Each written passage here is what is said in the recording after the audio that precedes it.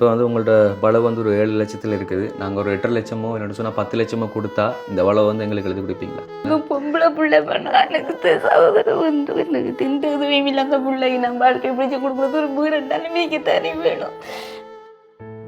இப்போ வளவை வந்து எப்படி மீட்டெடுக்க போகிறீங்க? அதுக்கு தான் என்னென்ன அனுகூல மாட்டான கடவுள் ஒரு உதவி பண்ணணும்னு இருக்குது. அந்த கடவுளுக்கு வேண்டி கொண்டு இருக்கிறேன்னா என்ன செய்கிறது? இப்போ வளவு வர ஈடில் இருக்குது, உங்களுக்கு சரியான ஒரு தொழில் இல்லை, அப்போ சாப்பாட்டுக்கான கஷ்டங்கள் இருக்குது. அப்போ என்ன பண்ணுற பிளான் இருக்குது இனிமேல்? நான் கஷ்டத்தை வர வேணா 5 10 வாங்கினது தான். அப்போ மொத்தமான்ற ஒரு தொகை வந்து மொத்தமாக வேண்டும். அப்போ இது வரைக்கும் அவங்கள்ட்ட இருந்து, அதாவது நீங்கள் வள வீடு வச்சவங்கள்ட்ட இருந்து எவ்வளோக்கு வேண்டி இருக்கிறீங்க? வளவு நான் வீடு வச்சு நடிச்சேன். வேறு இப்போ இருந்தா 2 சீட்டு கிட்ட கட்டி என்னவோ செஞ்சு ஒரு ஆம்பளை இருக்குதானே இப்படி 2 பேரும் பெருத்த வந்து சாகுவாங்க. நாங்கள் நினைக்கிறது அவர் 3 வருஷம் மருத்துவமா பிறந்த பிள்ளைகளை கிடந்தாரு. அது பிராணி அப்பாவோட சேர்த்த மாதிரி அப்பா சாகு வெறுக்கு வருத்தம் வந்துட்டு. எனக்கு ஒரு பொம்பளை பிள்ளை இருக்குது தம்பி. அந்த பிள்ளைக்கு ஒரு வாழ்க்கை வேணும் தானே. நெய் சாப்பிட்டா நாளைக்கு இல்லாத என்ன நினைக்கிறது தெரியாமனா கொலசி பாஸ் பண்ணி ஓயல் ஒரு தடத்தோட பண்ணி பயோசயின்ஸ் படித்தோம்னா நீங்களா?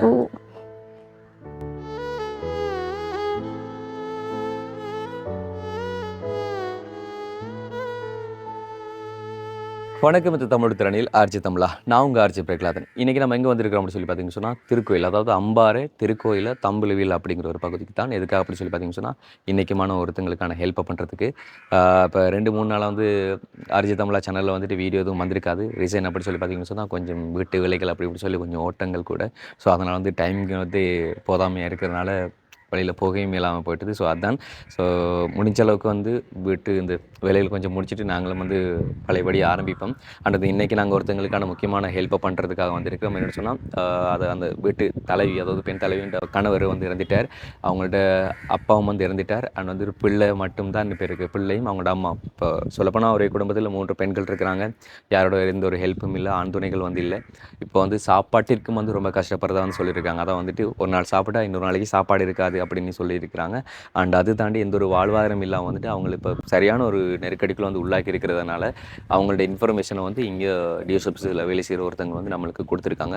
ஸோ அதுக்கு அமைய தான் இன்றைக்கி இந்த ஒரு ஃபேமிலியை நாங்கள் பார்க்க வந்திருக்கிறோம். நாங்களே வந்துட்டு வீடியோன்ற ஆரம்பத்தில் எல்லாத்தையும் சொல்லி கொண்டிருக்காம வீடியோக்குள்ளே இறங்கி நாங்கள் அவங்கக்கிட்ட என்னென்ன பிரச்சனை, எது பிரச்சனை அப்படிங்கிறத அவங்கக்கிட்டே நம்ம கேட்டு விசாரிக்கலாம். ஸோ இதெல்லாம் பார்க்குறதுக்கு முன்னால் நம்ம சேனலை புதுசாக பார்க்குறவங்களா இருந்தால் முதல்ல நம்ம சேனலை சப்ஸ்கிரைப் பண்ணிவிட்டு அப்படி பெல் பட்டனையும் கிளிக் பண்ணுங்கள். இப்போ வாங்க வீடியோக்குள்ளே போகலாம்.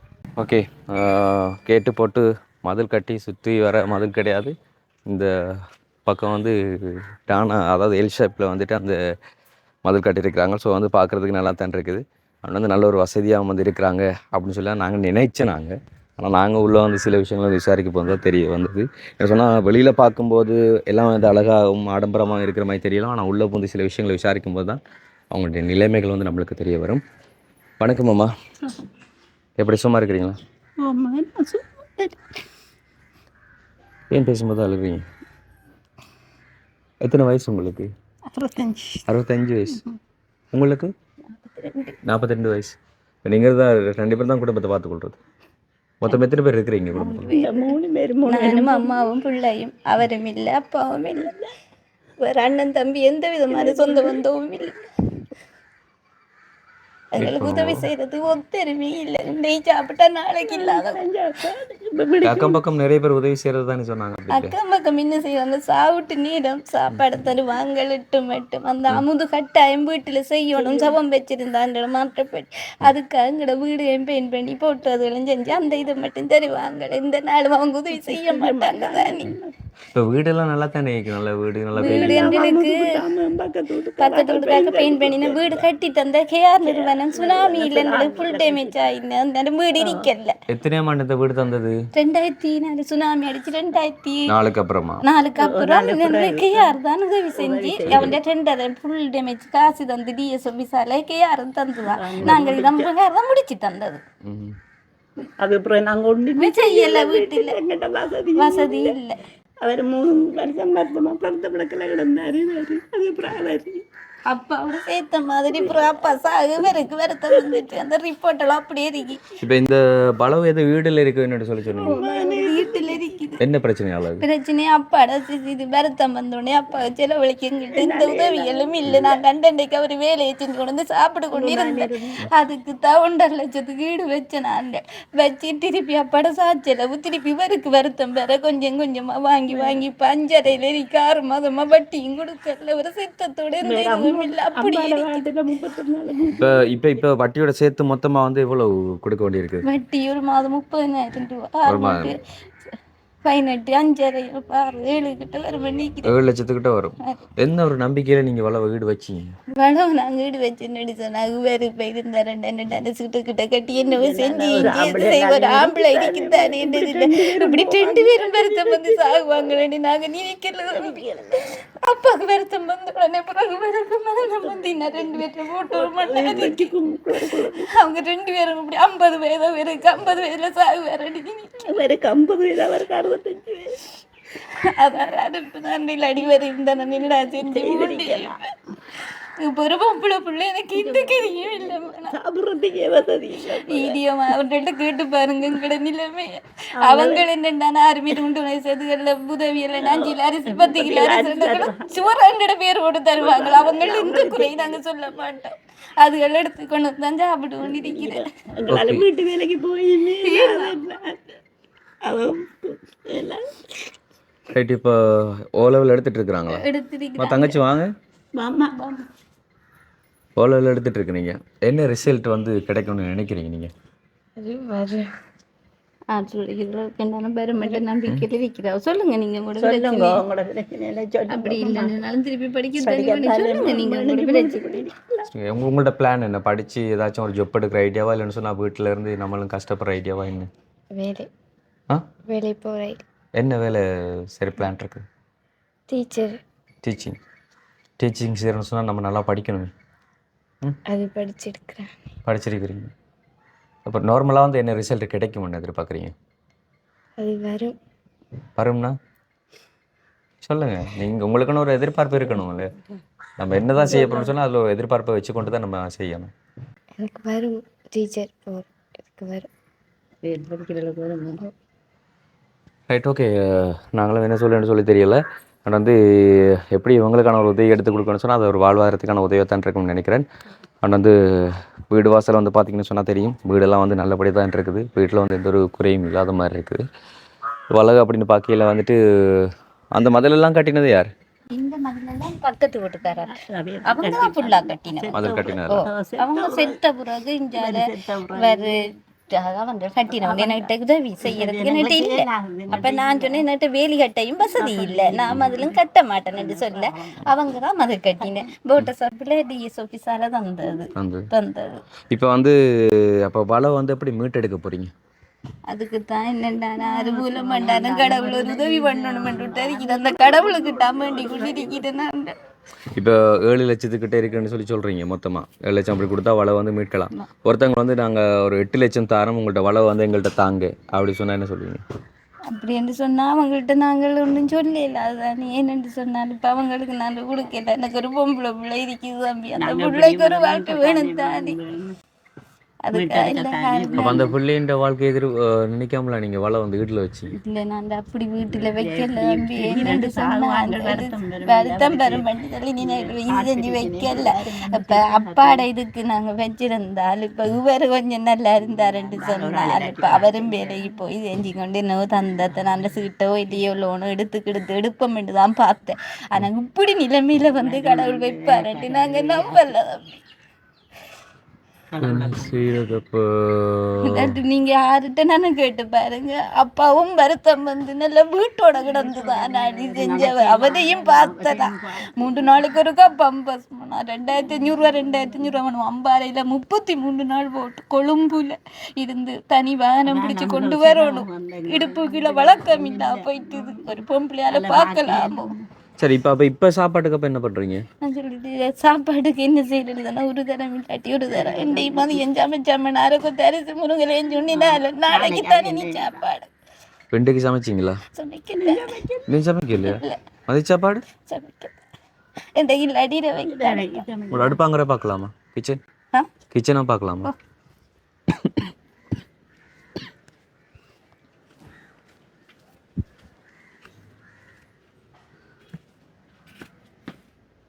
சரி.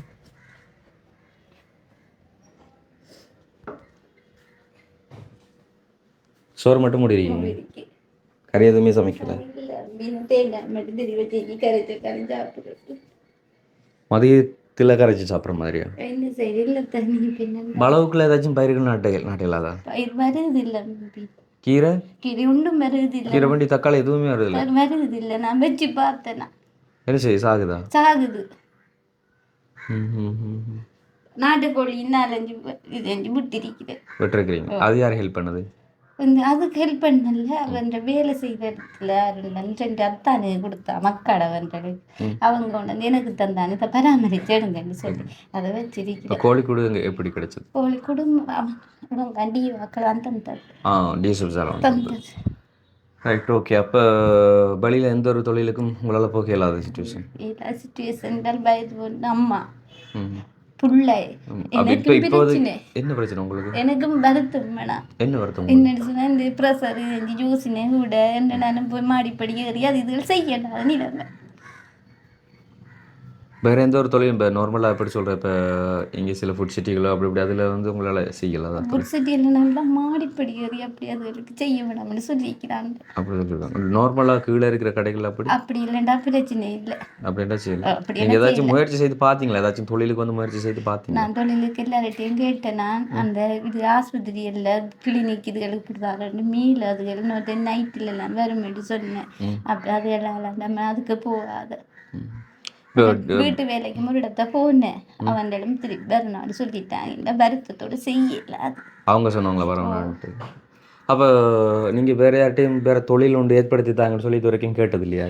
கேட்டேன். எங்கே கேட்டீங்க? கலியரசு நிம்பிட்டு கண்ணதாசனோட கேட்டேன். அவங்க சொன்னா சுயதொழில் வந்தால் நாங்கள் செஞ்சு தான் ஆரம்பிச்சோம். வேற யாராச்சும் வந்து யூடியூப் இதாலே வந்து வீடியோ எடுத்து உங்களுக்கு அப்படி எந்த விதமான உதவியும் எங்களுக்கு செய்யலை. எங்களுக்கு செய்யறேன்னு சொன்னா ஈடியோ சொபிசால எந்த உதவி இருந்தாலும் கிடைக்கும். இது வரைக்கும் என்னென்ன உதவி கிடைச்சிருக்கு அப்படி உங்களுக்கு? அவங்களுக்கு இந்த அரிசி பருப்பு சாமான் எடுத்து தரவன்ட்டு அந்த உதவி செய்து தரவன்ட்டு. Right, okay. என்ன சொன்னால் நான் வந்து பார்த்து நான் வந்து வீடெல்லாம் வந்து ஓகேவா தான் இருந்தது. அப்போ இவங்களுக்கு என்ன ஒரு ஹெல்ப் பண்ணலாம் அப்படின்னு சொல்லி யோசிச்சேன். நாங்கள் இதால செய்தது இந்த சுனாமியால இருக்கக்குள்ள 2 லட்சம் ஃபுல் டேமேஜ் தந்து கேஆரும் தந்து தான் எங்களுக்கு ஒரு பிரச்சனையும் இல்லாம வீடெல்லாம் கட்டி தந்தது. டொய்லெட்டும் சிஎம் சொல்லி அந்த நேரம் நிறுவனங்களை உதவி செஞ்சது. அது நிறுவனம் தான், எல்லா நிறுவனங்கள் தான் அந்த நேரம் எங்களுக்கு அப்பாவுக்கு மேலாண்டு அந்த நேரம் இருந்தே இயலாது. அப்போ எல்லாம் செஞ்சு தந்தது. ஓகே, நம்ம ரெண்டு கொண்டு எல்லா விஷயங்களையும் பேசாமல் இருந்து கொஞ்சம் பேசுவோம். ரைட், இப்போ வந்து சொல்லுங்கள், நீங்கள் வந்து உங்களோட குடும்பம் வந்து எப்படி ஆரம்பத்தில் இருந்தது? உங்களோட அப்பா அம்மா எல்லாம் நீங்கள் தான் ஒன்றாவா இருந்தீங்க? ஆரம்பத்தில் தான் வேறு யாரும் இருந்தது. வேறு வேறு சொன்னால் திருமணமானதுக்கு அப்புறம்? திருமணமாக முதல் எல்லாரும் ஒன்றா இருந்தேன். அப்புறம் திருமணமானதுக்கு பிறகு அம்மா அப்பாவும் அங்கே பக்கத்து இதுக்குள்ள தனியாக இருந்த பிறகு செஞ்ச பிறகு அப்பாவுக்கு வருத்தம் பேர் அப்பா எங்களோட வந்து சேர்ந்தான். பிறகு எல்லாரும் உண்டாத்தான் இருந்தேன் நான். அப்போ ஆரம்பத்தில் உங்களோட கணவர் என்ன தொழில் செய்தவர்? கணவர் கூலி தொழில் செய்தவர். கூலி தொழில்னு சொன்னால் என்னென்ன வேலைகளை? அவர் வயலுக்குள்ள போகிறாண்டால் வயலுக்குள்ள போவார், மேசன் வேலைக்கு கோழி ஆளுக்கு போகிறாண்டா கோழி ஆளுக்கு போவார், கொழும்புல கொஞ்ச நாள் மேசன் இந்த இது கோழி ஆளுக்கு போய் அப்படி உழைச்சி கொண்டு வந்தவர். ஆனால் ஒவ்வொரு நாளும் காசு கொண்டு அந்த பிரச்சனை இல்லாமல் தான் இருந்தேன். அந்த நேரம் நல்ல வசதியாக இருந்தேன் மேடம். என்ன அங்கே போய் சொல்ல. அப்போ அவருக்கு திடீரென்று என்ன நடந்தது? அவருக்கு வந்து கால் வீங்கினது. கால் வீங்கி நாங்கள் இங்கே கொண்டு போய் திருக்கோளத்தில் கொண்டு போய் பார்த்தா சுவர் கூட 450 சொன்னாங்க. அப்புறம் கிளினிக் போட்டு தந்தாங்க. இங்கே போட்டில் நிப்பாட்டி போட்டு அப்போ கிளினிக் தானேன்னோட கிளினிக் டேப்லெட்ஸுகளை குடிச்சு வந்தேன். திருப்பி கால் வீங்க தொடங்க 71 ஆஸ்பத்திரி கொண்டு போனேன். 71 ஆஸ்பத்திரி கொண்டு அவங்க பார்த்துப்படி சொன்னாங்க கிட்டியில் போயிடலம்மா, இது அம்பாறை கொண்டு போங்கன்னு சொல்லி. அப்புறம் அம்பாறை ஹாஸ்பிட்டலுக்கு கொண்டு போய் 33 நாள் வச்சுட்டு இருந்தேன். அப்புறம் கொழும்புக்கு கொண்டு போய் 6 நாள் வச்சு கொண்டு இருந்தேன். எல்லாம் செஞ்சு பார்த்தோம்னா கிட்னி சரி வரும்னு சொன்னாங்க. 3 நாள் பிறகு அம்பாறை போட்டில் இருந்து குள்ளறி கெஞ்சியும் கூத்தேன் உத்தரமில்லை நிற்கிறதுக்கு. ஆரம்பத்துல சுகர் பிரச்சனை தானே சொல்லுவாங்க, பிறகுதான் கிட்னின்றது கிட்னி பிறகுதான் பிரச்சனை கிட்னி வந்துச்சு. 2 கிட்னியுமே பிரச்சனை. 2 கிட்னி பிரச்சனைன்னு சொல்லி அப்புறம் 3 நாளைக்கு ஒருக்கா டைலஸ் பண்ண அங்கேருந்து டிக்கெட் வெட்டி 70 தந்தாங்க. 3 நாளைக்கு ஒருக்கா ஆட்டோ பிடிக்கணும், இடுப்பு கீழே வழக்கம் இல்லை அவருக்கு. இந்த இதுக்கு ஹாஸ்பிட்டலுக்கு கொண்டு போனதுக்கு அப்புறம் தான் இந்த பிரச்சனை வந்தது. அவர் டாய்லெட் போகிற யூரின் போகிற ஒன்றும் அவருக்கு தெரியாது. அப்போ நம்ம தான் பார்த்து மாற்றணும். 3 நாளைக்கு ஒருக்கா பம்பஸ் வேண்டணும். நான் 10 வேண்டி கடும் கஷ்டப்பட்டு இதுகளால் இவ்வளோ கஷ்டத்தில் இருக்கிறேன். அப்போ எப்போ இறந்தவரை என்ன லாஸ்டா வந்து நடந்ததுன்றது சொல்றீங்க? கடைசி அவர் வந்து இறந்தது எப்போ? இறந்து வந்து 2ஆம் இந்த வருஷம் 2024 2ஆம் மாதம் 21ஆம் தேதி இறந்தது. எங்க வச்சு இறந்தவர்? 70 ஹாஸ்பிட்டலில். ஹாஸ்பிட்டலில் வச்சிருந்தது. அப்ப அதுக்கப்புறம் வந்து எப்படி நீங்க சடங்குகள்லாம் வந்து செய்வீங்க? சடங்குகள் எல்லாம் வேண்டி நம்ம நான் இந்த வள உறுதி இல்லாமல் நான் கொஞ்சம் கொஞ்சமாக வேண்டித்தான், மொத்தமாக நான் வேண்டல. மற்றது பக்கத்தாக்கள் எனக்கு உதவி செஞ்சேன். இந்த ஜிஎஸ் பெஸ்டிக்கு வளவை வந்து எப்போ வீடு வச்சு நீங்க அப்பாவுக்கு வருத்தமாக இருக்க அதுக்குள்ள அப்போ உங்களோட கணவர் வந்து தொழிலுக்கு போனவரா? இல்லை, அவர் அப்பாவுக்கு வருத்தமாக இருந்து அப்பா செத்து இது செஞ்சதோடு அவருக்கு சுவர் பிடிச்சிட்டு சுவர் பிடிச்சா தூரடங்களுக்கு போகல. அது நான் வெயிலுக்குள்ளே நின்று வருத்தம் செய்யலாது, வெயிலுக்குள்ள அப்படி இழுத்து விடுத்து அவர் அழியலாது. அப்போ அப்படி வர நேரம் அந்த நேரத்தில் நான் கஷ்டத்தை வர 5 10 வாங்கினது தான். அப்போ மொத்தமான்ற ஒரு தொகை வந்து மொத்தமாக வேண்டும். அப்போ இது வரைக்கும் அவங்கள்ட்ட இருந்து, அதாவது நீங்க வள வீடு வச்சவங்கள்ட்ட இருந்து எவ்வளவு வேண்டி இருக்கிறீங்க? இந்த 5 கொஞ்சம் கொஞ்சமா வேண்டி எவ்வளவு வேண்டி? 5.5 இருக்குது. 5.5 லட்சம் அவங்கள்ட்ட வேண்டினீங்க. வேண்டினேன். அதுக்கு வட்டியோட சேர்த்து கிட்டத்தட்ட இப்போ 7 லட்சத்துக்கிட்ட வர மாட்டீங்க. Right, okay. இப்போ கணவர் இருந்த ஒரு நம்பிக்கையில் வந்து நீங்கள் வலை வந்து ஈடு வச்சிருக்கீங்க. ஆனால் கணவரும் இல்லை, இப்போ உங்கள்ட்ட அப்பாவும் இல்லை, இப்போ உங்கள் கூட இருக்கிறது உங்களோட அம்மாவும் உங்கள்ட்ட ஒரு பெண் பிள்ளையும் தான். அப்போ இவங்க 2 பேரையும் பார்க்குறதா இருந்தால் ஒன்று வந்து இந்த குடும்பத்தில் யாராச்சும் ஒருத்தவங்க தொழில் செய்து தான் ஆகணும். என்ன சொன்னால் உதவின்னு பார்க்கும்போது அரசாங்கத்தினால சரியில்லைன்னு சொன்னால் ப்ரைவேட்டாக இன்னொருத்தவங்க வந்து நம்மளுக்கான உதவிகளை பண்ணி தரப்போறாங்கன்னு சொன்னாலும் வந்துட்டு அவங்க வாழ்நாள் பூரா வந்து நம்மளுக்கு உதவி செய்து கொண்டிருப்பாங்க. தரமாட்டாங்க, நம்மளும் அதை எதிர்பார்க்க இல்லாது. அப்போ நார்மலாக வந்து பெஸ்ட்டுக்கு ஒருத்தவங்க ஒரு வாழ்வாரத்துக்கான உதவி செய்தாங்கன்னு சொன்னால் அதை வச்சு கொண்டு நம்ம தான் மேலே வர பார்க்கணும். அப்போ நீங்கள் இது நாள் வரைக்கும் நான் இது செய்து மேலுக்கு வர முடியும், இது இருந்தால் நான் இந்த ஒரு உதவி இருந்தால் என்னால் அதை பண்ணி என்ற குடும்பத்தை பார்க்க முடியும் அப்படி சொல்லி நீங்கள் ஏதாச்சும் பிளான் பண்ணியிருக்கீங்களா? பிளான் பண்ணி நான் சமுத்தியாரெல்லாம் நான் கேட்டேன். நான் நெல் குத்துற எனக்கு எடுத்து தாங்க, அங்கே அரைவாசி காசு நிலம் போட்டு அரைவாசி சமுத்தியில் லோன் ஆச்சுலேருந்தாங்கோ நாங்கள் இப்படி எடுத்து கட்டி போட்டேன். நான் அந்த இதில் எடுத்து வாரத்தில் கொஞ்சம் கொஞ்சமாக கட்டி வாரேன்னு சொல்லி கேட்டிருக்கிறேன். அவங்களும் சொல்லியிருக்கிறாங்க வந்தால் நான் செஞ்சு தருவோம்ட்டு தான். அப்படித்தான் செஞ்சு தருவோம்ட்டு சொல்லிக்காங்க. நான் கலையரசு நம்பிக்கிட்டேயும் கேட்டேன், நான் எனக்கு ஏதாவது ஒரு தொழில் வாய்ப்பு தாங்கன்னு சொல்லி. நான் வீட்டோடன்னு சொன்னேன், இப்போ அம்மா இருக்கிறதோட எனக்கு நெல் 2 மூடை 3 மூடை என்ற ஆட்கள்கிட்ட கேட்டு நான் வாங்கினாலும் எடுத்து குத்தலாம் தானே. ஓகே, என்னென்னு சொன்னால் வந்து இப்போ இதே நெல் குத்துறதுன்னு சொன்னால் நம்ம கட்டணம் அதுக்கு மிஷின் வந்து வண்டி போடணும்னு சொன்னால் அது வந்து பெரிய ப்ராசஸ், அது வந்துட்டு காஸ்ட் எல்லாம் வந்து கூட முடியக்கூடியது. அந்த உதவிகளும் வந்து மறு உதவியாக வந்து உங்களுக்கு வந்து சேரும் அப்படிங்கிறத வந்துட்டு கன்ஃபார்ம் பண்ணி சொல்லிடலாம். இப்போ நம்ம வந்து எதிர்பார்க்கலாம், ஆனால் அது எதிர்பார்க்கறது கிடைக்குமா இல்லையான்னு சொல்லி கன்ஃபார்ம் பண்ணிடலாம். அது ஒன்றும் இருக்கையில் இப்போ இந்த ஏரியாவுக்குள்ளே யாராச்சும் வேறு யாராச்சும் மில்லுகள் இதில் வச்சுக்கலையா? பக்கத்தில் இருக்குதா? பக்கத்தில் ஒரு மில்லி இருக்குது. அப்போ உங்களுக்கு வந்து வியாபாரம் போகணும்னு சொல்லி எதிர்பார்க்குறீங்க? உத்தியாராக சொன்னவங்க என்னன்னு சொன்னா, நாங்கள் நெல் மூடை அப்படி குத்துறது அப்படி உணர்ந்து தாரோம், நீங்கள் அவிச்சு குத்தி தாங்கன்னு சொல்லி அவிச்சு உங்களே குத்தி தர. அப்படி என்ற ஒரு நாளைக்கு 3 மூடை வந்தாலும் என்ன கொழும்புனா சாப்பாடுக்கு அதுகளில் மிச்சம் என்ன நான் செய்யலாம் தானே, நீ வருத்தங்க சொல்லிப்பட்டு வர்றது நம்மக்கும் வயது போயிட்டுது. ரைட், அப்போ வந்து இதுக்குள்ள வந்து அந்த அரிசி வியாபாரம் செய்கிறவங்கள்ட்ட இருக்கிறாங்க, வீட்டோட அரிசி எடுத்து வச்சு அவங்கள் மாத இதுக்கு கொடுக்குற. அதாவது நான் கேட்குறோம், நீங்கள் லொட்டா ஒரு அரிசி மூடையை எடுத்து வச்சு பக்கத்தில் இருக்கிறவங்களுக்கு வியாபாரம் செய்கிற மாதிரி அரிசி வந்து அப்படிங்கிற செய்தால் இப்போ செய்யலை. அப்போ அப்படியான தொழில் செய்யலாத. அப்போனா அவங்கள்ட்ட கேட்டு போட்டு தான் எடுக்கும். யார்கிட்ட கேட்டுட்டு? பக்கத்தில் ஆட்கள்கிட்ட நீங்கள் எப்படி அரிசி கொண்டு வந்து தரப்போகிறோம், நீங்கள் எடுப்பீங்கன்னு சொல்லி நான் கேட்டு அப்படி ஒன்று சும்மா கொண்டு வந்து அப்படி தான் செய்யலாதானே கேட்கணும். கோழி என்று சொன்னாலே எனக்கு கூடு வேணும். இப்போ என்ன ஒரு வாழ்வாரம் செய்கிறன்றது வந்து நம்ம தான் பிளான் பண்ணணும். நம்ம வீட்டில் இருந்து ஒரு தொழில் செய்ய போகிறோம்னு சொன்னால் அதில் ஒழுங்கான ஒரு வருவாய் வரக்கூடிய மாதிரி இருக்கணும். இப்போ பயிரும் உங்கள்கிட்ட வளவுக்குள்ளே செய்யலாதுன்றீங்க. அப்போ வந்துட்டு மில்லு உதவி தான் செய்யலாமன்ற வந்து எங்களாலையும் கன்ஃபார்மாக வந்து சொல்ல முடியாது. Right, okay. அப்போ பிள்ளைய வந்து எந்த அளவுக்கு வந்து நீங்கள் படிப்பிக்க வச்சிங்க? பிள்ளைய நல்லா தான் படிப்பிச்சு கொண்டு வந்தேன். டியூஷனுக்கெல்லாம் அனுப்பி கொண்டு வந்தேன். நான் இவருக்கு வருத்தம் வந்தோன்னே இவரோட கொஞ்சம் எனக்கு அண்ணன் தம்பி ஆம்பளை சகோதரம் இல்லை, நான் தானே எல்லாத்துக்கும் ஆடணும். உங்களோட கூட பிறந்தவங்க ஒருத்தரும் இல்லை, அக்கா மட்டும். அண்ணன் தம்பி எந்த இதுவும் இல்லை எங்களுக்கு. அப்போ நான் தான் ஹாஸ்பிட்டலுக்கு போய் நான் தான் போகணும், அவன்கிட்ட உடுப்பு கழுவி கொடுக்குறந்தாலும் நான் தான் போகணும். அங்கே ஒரு நாளை போவாட்டி போனால் அவங்க கோல் எடுத்துருவாங்க, உடுப்பளவு அவங்க கழுவ மாட்டாங்க தானே, தேங்கி வச்சு போட்டிருந்து இது வாங்க வாங்கன்னு சொல்லி. அப்போ அந்த இதுகளில் நான் பிரிஞ்சதால நான் இந்த பிள்ளை ஓயலை பற்றி கவனிக்கலம்மா. நான் அண்ணி சொல்கிறேன், நீ பிள்ளை டியூஷனுக்கு போகுதோ போகலையோன்றது கூட எனக்கு தெரியாத நிலைமையாக இருந்துச்சு. அப்போ பிள்ளை வந்து உங்கள்கிட்ட எதுவும் சொல்லலையா மாமா? அப்போ டியூஷன் காசெல்லாம் வந்து எதுவுமே கேட்குறது இல்லையா உங்களுக்கு? பிள்ளை கண்டும் கேட்குறதில்ல. அப்போ கிளாஸ் டீச்சருக்கு தெரியும் என்ற நிலைமை. இப்போ கிளாஸ் டீச்சருக்கு தெரியும், டீச்சர்ஸ் மாதிரி எல்லாருக்கும் தெரியும். எல்லாருமே இந்த ஊருக்காரர் அனுப்பவருக்கு வருத்தம் வந்து நான் டைலஸ் பண்ண கொண்டு போகிறேன், அந்த வேலை செய்கிறதெல்லாம் தெரியும். அப்போ தெரியக்குள்ள வகுப்பு போனால் டீச்சருக்கு ஒரு வேலை ஹோல் எடுத்து இந்த ஹாஸ்பிட்டல் நிகழ்வு சொல்லுவோம் வகுப்பு வரலன்னு சொல்லி இந்த ஹோல் எடுத்து கேட்குற அளவுக்கு வசதி எனக்கிட்ட இல்லை. அப்போ நான் வந்து டபுள்ல சொல்லுமாம்மா எனக்கு வயிற்று குத்தம்மா, எனக்கு காய்ச்சல் இன்னியும் சொல்லி கொண்டு பிள்ளை இருந்துட்டு. சொல்லலாம் நம்மளும் வீட்டில் 1000 பிரச்சனை இருந்தாலும் இன்னொருத்தரங்கள் இருந்தால் பிள்ளைய வந்து பார்த்துருந்துருக்கணும். எப்படி சொல்கிறேன், என்ன சொன்னோம்னா வந்து படிப்புன்றது வந்து ரொம்ப முக்கியமானது ஒன்றா இருக்குது. இப்போ நம்ம இன்னைக்கு இந்த ஒரு நிலைமையில இருக்கிறோம்னு சொன்னால் நம்ம படிக்காதனால இருக்கலாம். நான் படிச்சிருந்தா ஏதோ ஒரு விஷயம் ஏதோ ஒன்று என்ன நினைக்கிறது தெரியாமண்ணா கொலசி பாஸ் பண்ணி ஓயல் ஒரு தடத்தோட பாணி பயோசயின்ஸ் படித்தோம்னா நீங்களா? அப்போ என்ன நடந்தது உங்களுக்கு? அந்த இதுக்குள்ளேயே இல்லை, பயோசயின்ஸில் போனால் அதில் ஒரு பாடம் என்ன இருக்குன்னு நினைக்கிறேன். நான் அதோட அப்படி அந்த படிப்பை விட்டுட்டு இதுன்னு சொல்லிச்சு. அதோட இந்த அப்பா அம்மா கேட்கல நான் சொல்கிறேன், நீ நான் கஷ்டப்படலை, அந்த நேரம் கஷ்டம் தெரியா, இல்லாடி நான் நின்றுந்தாலும் அந்த நேரமே போயிருக்கலாம். கொலசி பாஸ் பண்ணி ஓயில் ஒரு தரத்தோட பாஸ் பண்ணி பயோசயின்ஸ். இப்போ இந்த நிலைமையில் இருக்கிறது கடவுள் வச்சுட்டேன்.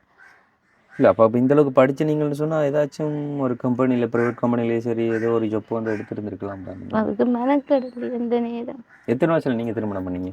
நான் 24 வயதில். 24 வயசில் திருமணம் பண்ணீங்க. தெரிந்தேன். இப்போ நம்ம படித்து கூட நம்மளோட நிலைமை இந்த அளவுக்கு இருக்குன்னு சொன்னால் இப்போதைக்கு வந்துட்டு படிக்காமல் ஒரு பிள்ளை வந்து வாழ்க்கையில் வந்து சாதிக்கணும்னு சொன்னால் ரொம்ப கஷ்டம். அது படிப்பை வச்சு கொண்டு கவர்மெண்ட் ஜாப் தான் பண்ணணுமன்றது இல்லை, படிப்பில் சில நாலேஜ் வந்து வளர்த்து கொண்டு நம்ம ப்ரைவேட்டாக நிறைய வேலைகள் வந்து செய்யலாம். இப்போ நிறைய ப்ரைவேட் கம்பெனிகள்கிட்ட எங்கே இருக்கிற வயது போயிட்டக்கா அப்படி இப்படின்னு சொல்லுவாங்க.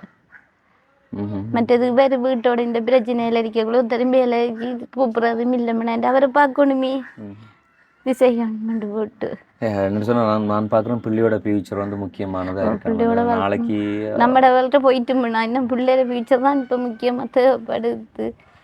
இப்போ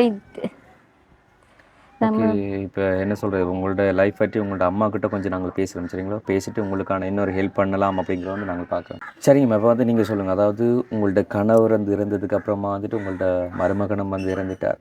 அப்போ நீங்கள் தனியாக தான் இருந்திருக்கீங்க, கணவருக்கு வருத்தம் அப்படிங்கிறதுனால திரும்ப வந்துட்டு மகளோட சேர்ந்து இருந்திருக்கீங்க.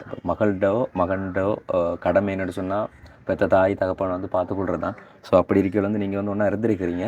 இப்போ அந்த டைமில் வந்து நீங்கள் எப்படி உங்களுடைய வாழ்க்கையை வந்து சமாளித்து கொண்டீங்க? நாங்கள் அந்த நேரம் நான் இடியப்பம் வச்சு நீங்கள் இடியப்பம் வச்சு விற்றது எடுத்து அவருக்கு மேலே அவர் வீட்டுக்குள்ள அதை பார்த்து சமாளிச்சு கொண்டு இடியப்பம் வச்சுருங்க. பிறகு ஏன் அந்த அதை தொழில் செய்யலாம்? அதுக்கப்புறம் கொஞ்சம் பேர் நாங்கள் கடையில் உண்டு விற்கலண்டு விட்டு ரீத்தரத்தை வாங்கிட்டாங்க. எப்படி என்ன நடந்தது? கடையில் அப்போ 100 கொண்டாங்கன்னு சொல்லுவாங்க. நான் 100 கொண்டு கொடுத்தால் பஞ்சாடி பின்னேரம் திருப்பி தந்துடுவாங்க. திரும்ப உங்கள்கிட்ட தருவாங்களா? ஏன் என்ன பிரச்சனை இல்லை விற்கலன்னு சொல்லி அப்போ நான் என்னம்மா அப்படி ரிட்டர்ன் உங்கள்கிட்ட தருவாங்க வந்துடுவாங்களே விற்கல. எனக்கு பிரயோசனம் இல்லை. அப்படி எத்தனை நகரிக்கு தந்தாங்க. அதில் இருந்து அதை விட்டு போட்டு கொஞ்சம் நீங்கள் சொன்ன மாதிரி அரிசி வியாபாரம் செய்தீங்களா? செய்து வேற பார்த்து வேறோட இருந்து வேறு 3 வருஷம் வீட்டுக்குள்ளே இருந்தேன். இனி அது நானும் சங்கடப்படுற சில நேரம் நான் வீட்டு வேலைகளுக்கும் பிள்ளை கொஞ்சம் பாரடி அங்கேயும் போயிருக்கிறேன். வேற எல்லாம் செய்து போட்டு போய் அதே அவங்க 500,000 தருவாங்க. அப்படி நான் காலம் பண்ணிக்கணும். இப்போ வந்து இந்த அக்கா வந்து சொன்னாங்க தானே, ஒரு நாளைக்கு சமைச்சா ஒரு நாளைக்கு சமைக்கல, அது அப்படியான கஷ்டம்னு சொல்லி. அப்போ உங்கள்ட்ட நிலைமையும் கருதி நீங்கள் பிள்ளைகள்ட்ட, அதாவது உங்கள்ட்ட பேர பிள்ளைக்கு வந்து இப்படி இருக்குது, அதாவது நம்ம வந்து கஷ்டப்படுறோம், நம்மளோட சந்ததியாச்சும் நல்லா இருக்கணும் அப்படின்னு சொல்லி தான் நம்ம யோசிப்போம். அப்போ இன்னைக்கு ஒரு நாளைக்கு சாப்பிட்டா நாளைக்கு சாப்பிடாம நாளன்னைக்கு சாப்பிட்றன்றது மாதிரி நீங்கள் சொல்கிறீங்க. இப்போ பேர பிள்ளைக்கும் அப்படி தான் கொடுக்குறீங்க. அங்கே சாப்பிட்றதான அந்த பிள்ளையும் சாப்பிடுது. அப்போ நீங்கள் அன்னைக்கு சாப்பிடணும்னு சொன்னால் அவருக்கும் சாப்பாடு இல்லையா? இல்லை, சில நேரம் பிள்ளைண்டியை வச்சு போட்டு கொடுப்போம். அப்போ நீங்கள் அதை பற்றி யோசிக்கிறது நம்மளால் நம்மளோட பிள்ளைகளை இப்படி கஷ்டப்படுவோம்னு சொல்லுங்கள். எந்நேரமான நேரம் சாப்பிட்றோம் தானே ஒரு சில இடத்துல அன்னதானம் பண்ணுறோம் கோயில் எடுப்பு நானும்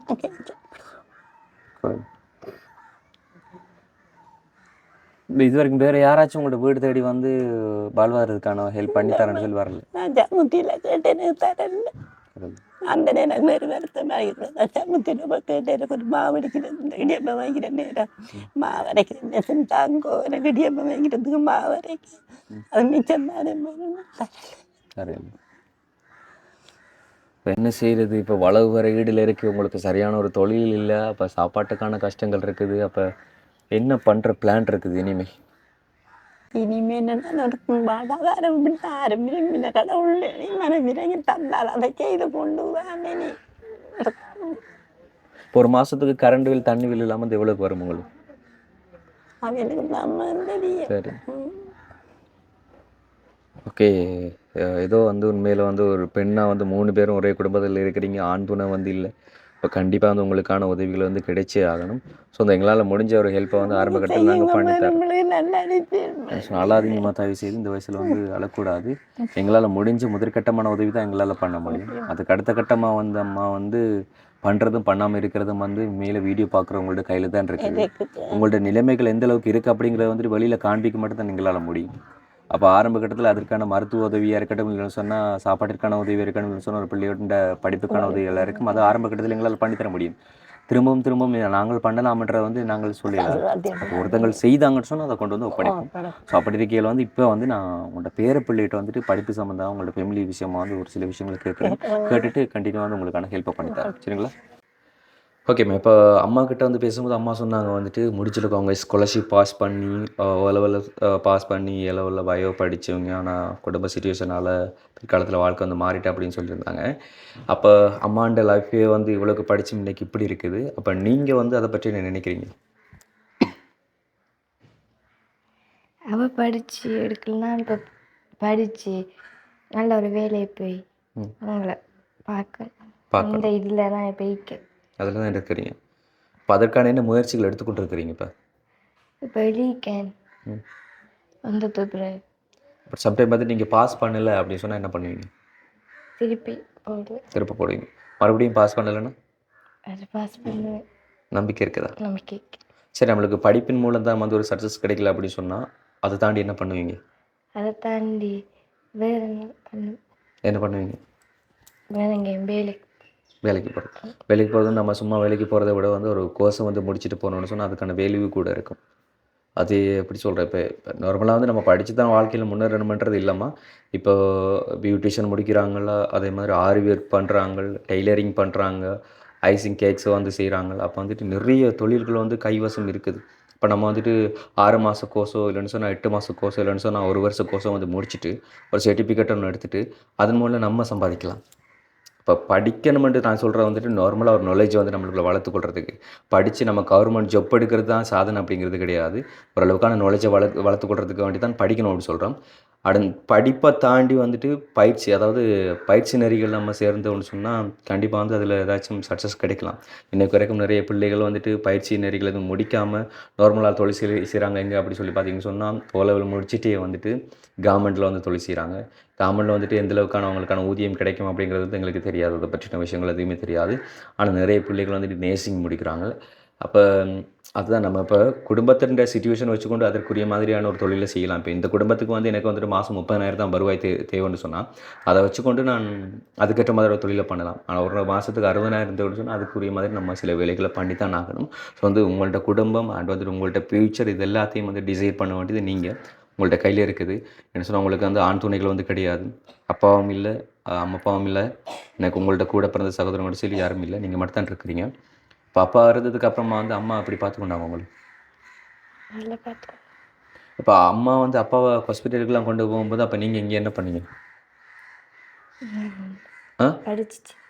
படிச்சினீங்களா? டியூஷனுக்குலாம் போனீங்களா? உண்மையா? ஓகே, விளைக்குள்ள முடியுது அவங்களால வந்து எதுவும் பேச முடியல. ஸோ நம்ம கூச்சி சுவாக படக்கூடாது எதுக்குமே. வாழ்க்கையில் முன்னுக்கு வரணும்னு சொன்னால் பெண்ணாக இருந்தாலும் வந்துட்டு கூச்சி சுவா பட்டோம்னு சொன்னால் நம்ம வந்து மேலே வரது கஷ்டமாக இருக்கும். ஸோ வந்து நம்ம எதற்கும் கொஞ்சம் துணிச்சிருக்கணும். சரிங்களா?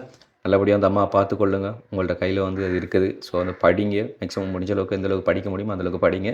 இப்போ வந்து உங்கள்ட்ட வாழ்வாரம் ஏதாச்சும் பண்ணலாமா இல்லையா அப்படிங்கிறத பிளான் பண்ணிவிட்டு நாங்கள் எங்களால் முடிஞ்ச ஒரு முதற்கட்டமான உதவியை பண்ணித்தரோம். சரிங்களா? சரிம்மா. இப்போ வந்து உங்கள்ட்ட வளவு வந்து ஒரு 7 லட்சத்தில் இருக்குது. நாங்கள் ஒரு 8.5 லட்சமோ என்னென்னு சொன்னால் 10 லட்சமோ கொடுத்தா இந்த வளவை வந்து எங்களுக்கு எழுதி கொடுப்பீங்களா? உங்களுக்கு 2 பிள்ளை ஒன்று இருக்குது தம்பி, பிள்ளைக்கு பார்க்கணுமே. ரைட். அதான் நான் அப்படியே அதே மன உறுதியோட வந்துருங்க. யார் வந்து கேட்டாலும் அந்த ஒரு தவறான முடிவு எடுத்துடாதீங்க. நான் எடுக்க மாட்டேன். எனக்கு பொம்பளை பிள்ளை பண்ணா எனக்கு சகோதரர் வந்து எனக்கு திண்டு உதவியும் இல்லாத பிள்ளைக்கு நம்ம வாழ்க்கை பிடிச்சி கொடுக்குறது ஒரு வீடு நிலைமைக்கு தனி வேணும். இதுதான் நான் இந்த வளம் வந்து நீங்கள் இனி எப்படி மீட்டடிப்பீங்கன்னு சொல்லி வந்து எனக்கு தெரியாது. பட் இருந்தாலும் எங்களால் முடிச்ச ஒரு உதவியை பண்ணித்தரோம். அது உங்களோட வாழ்வாரத்தை வந்து மேம்படுத்துறதுக்காக வேண்டி என்ன சொன்னால் நீங்கள் ஒன்று விட்டு ஒரு நாளைக்கெல்லாம் சாப்பிட்ற அப்படிங்கிறதெல்லாம் வந்து சொல்கிறீங்க. பட் டெய்லி வந்துட்டு ஒரு மனுஷனுக்கு முக்கியமே வந்து சாப்பாடு தான். ஒரு மனுஷன் இவ்வளோ தான் ஓடி ஓடி பறந்து உழைச்சாலும் கூட அது வந்துட்டு சாப்பிட்றதுக்கானது தான் இருக்கும். ஸோ வந்து சாப்பாடு வந்து கொச்சிக்கவங்க வேணும். தேங்காய் மட்டும் மரத்தால் விழுறது. இப்போ ஒரு மனுஷன் 3 வேளையும் ஒரு நாளைக்கு சாப்பிடணுன்றது இல்லை. ஒரு வேளையாச்சும் திருப்தியாக வந்து சாப்பிடணும், மனதுக்கு திருப்தியாக.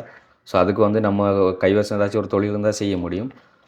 நீங்கள் என்ன ஒரு தொழில் வந்து டிசைட் பண்ணி செய்ய போகிறீங்களோ அது உங்கள்ட்ட கையில் வந்து நாங்கள் ஒப்படைக்கிறோம். உங்களுக்கு பேங்க் அக்கௌண்ட் இருக்குதா? ஓகே. இப்போ என்ன சொன்னால் ஒரு தொகை பணம் தரேன், அதை வந்து பேங்கில் வந்து டிபாசிட் பண்ணிவிட்டு என்ன தொழில் செய்யலாம் அப்படிங்கிறத பிளான் பண்ணி தொழிலை தொடங்குங்க. அண்ட் இந்த ஒரு வீடியோ பார்த்து வேறு யாராச்சும் ஹெல்ப் பண்ணாங்களும் வந்து நாங்கள் ஒப்படைப்போம். இதில் ஒரு தொகை பணம் இருக்குது, எவ்வளோன்னு சொல்லி எண்ணி பாருங்கள்.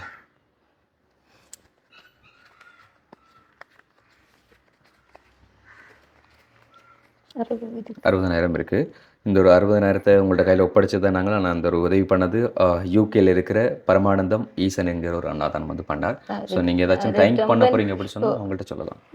இந்த உதவியை செஞ்சு தந்து எங்களை சாப்பிட்றதுக்கு அன்றாட வாழ்க்கைக்கு இதாவது நான் ஒரு வேலை திட்டம் கொண்டு இதிலிருந்து ஆரம்பிச்சு என்னென்னாலும் 3 வேளையும் இல்லாட்டி ஒரு வேலை இருந்தாலும் ஒழுங்காக சாப்பிட்றது உதவி செய்த அந்த அண்ணனுக்கு ரொம்ப ரொம்ப டைம்ஸ் ஆகிட்டு காலைல விழுந்தாலும் எங்களுக்கு குறையாதுன்ற சாப்பாட்டுக்கு எங்களுக்கு உதவி செஞ்சுக்கார். அவருக்கு ரொம்ப ரொம்ப நன்றியை நாங்கள் தெரிவிச்சுக்கொள்கிறோம். அதை விட எங்களுக்கு உதவி செய்து அவரின் தம்பியோட பேரும் எங்களுக்கு தெரியாது. எங்களுக்கு அழக்கூடாதம்மா, நம்மளுக்கும் பிள்ளைகள் இருக்கு. நம்மளோட கண்ணீர்கள் தம்பிக்கு நாங்கள் நன்றியை சொல்கிறோம். தம்பி உங்களுக்கு எல்லாருக்கும் வேணும். நீங்கள் மூலமாக தான் எங்களுக்கு இது செஞ்சது. அதுக்காக நாங்கள் ரொம்ப நன்றியை தெரிவித்து கொள்கிறோம். எங்களுக்கு நன்றி இல்லாமல் பண்ணது எங்கள்கிட்ட கடமை. இது உங்களுடைய நிலைமைகளை வெளியில் காண்பிக்கிறது, அவ்வளோதான். அண்ட் வந்து இந்த குடும்பத்துக்கான மேலதிகமான ஒரு ஹெல்ப் பண்ண போகிறீங்க, வாழ்வாரம் ஏதாச்சும் பண்ணி கொடுங்க போகிறீங்க அப்படி சொன்னால் எங்களோட டிஸ்பிளே தெரிய வாட்ஸ்அப் நம்பருக்கு கான்டாக்ட் பண்ணலாம். அண்ட் அதே மாதிரி யூகேலேருந்து ஹெல்ப் பண்ணியிருந்த பரமானந்தம் ஈஸ்வரனாவுக்கு வந்து எங்களோட சார்பிலையும் நன்றிகளையும் சொல்லிக்கொள்கிறோம். அடுத்து இன்றைக்கி நாங்கள் காண்பிச்சிருந்த இந்த ஒரு காணொலியில் நீங்கள் மனசுங்கட்டப்படுற மாதிரி ஏதாச்சும் காணொலிகளை காண்பிச்சு நாங்கள் பேசியிருந்தேன், அதுக்கு மன்னிப்பு கேட்டுக்கொள்கிறோம். அடுத்து இன்னொரு வீடியோவில் நாங்கள் சந்திக்கிறோம். நன்றி, வணக்கம்.